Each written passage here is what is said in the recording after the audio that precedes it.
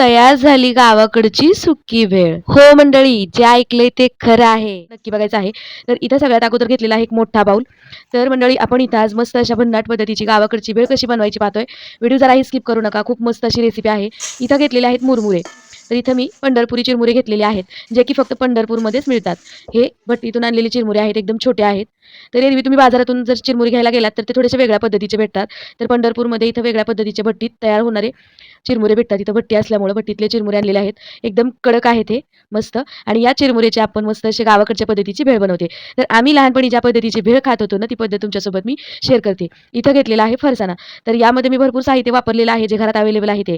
तुम्ही सुद्धा यामध्ये जे घरात अवेलेबल आहे तेच वापरायचं आहे. आता फरसाणा घातला या मुरमुऱ्यामध्ये.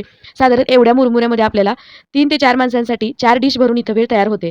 तर इथं मी घातलेली आहे शेव. शेव जी मार्केटमध्ये विकत मिळते ना ती शेव. कारण गावाकडे कसं घरामध्ये शेव, चिरमुरे आणि इथं खारी शेंगदाणे घेतलेले आहेत. खारी शेंगदाण्याची साल काढून घेतलेली आहे. फरसाणा सुद्धा सगळ्यांच्या घरामध्ये इझिली अवेलेबल असतो. आणि इथं बारीक चिरून टोमॅटो घेतलेला आहे. टोमॅटो घातला, कांदा घातला. इथं कुठल्याही पद्धतीची चटणी किंवा इथं आपण कुठल्याही पद्धतीचा चिंचेचा कोळ इथं काहीही न वापरता एकदम भन्नाट अशी टेस्टी भेळ करतोय.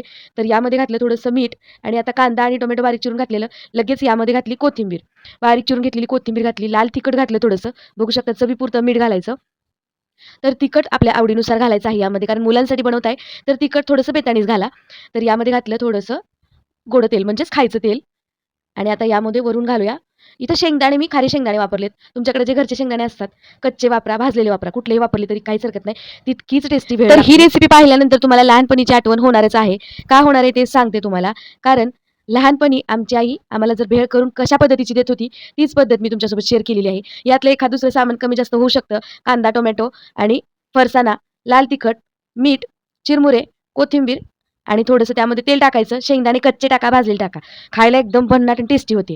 लाल तिखट किंवा टाका किंवा काळं तिखट टाका. कुठलंही तिखट वापरलं तरी काहीच हरकत नाही. मस्त अशी भन्नाट इथं भेळ तयार झालेली आहे बघा. ही भेळची रेसिपी बघितल्यानंतर नक्कीच कोणाकोणाला लहानपणीची आठवण झाली मला कमेंट करून सांगा.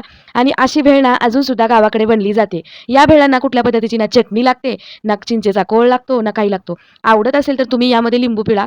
आणि तुम्हाला फार फार तर थोडीशी तिखट हवी असेल तर थोडंसं भाजी असते ना आपल्या घरामध्ये आमटी केलेली, आमटीवरचा थोडासा कट जर यावरती घातला ना तरी तयार झाली आपली ओली सुकी भेळ. तर इथे बघू शकता मस्त लहानपणीची आठवण ताजी करा.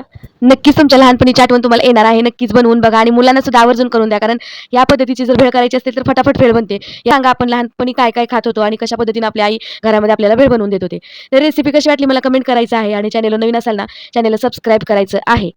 चला मंडळी, पुन्हा भेटूया अशाच एका छानशा साध्या सोप्या गावाकडच्या रेसिपी सोबत. तोपर्यंत मस्त खावा आणि मजेत राहावा. व्हिडिओ पाहिल्याबद्दल धन्यवाद.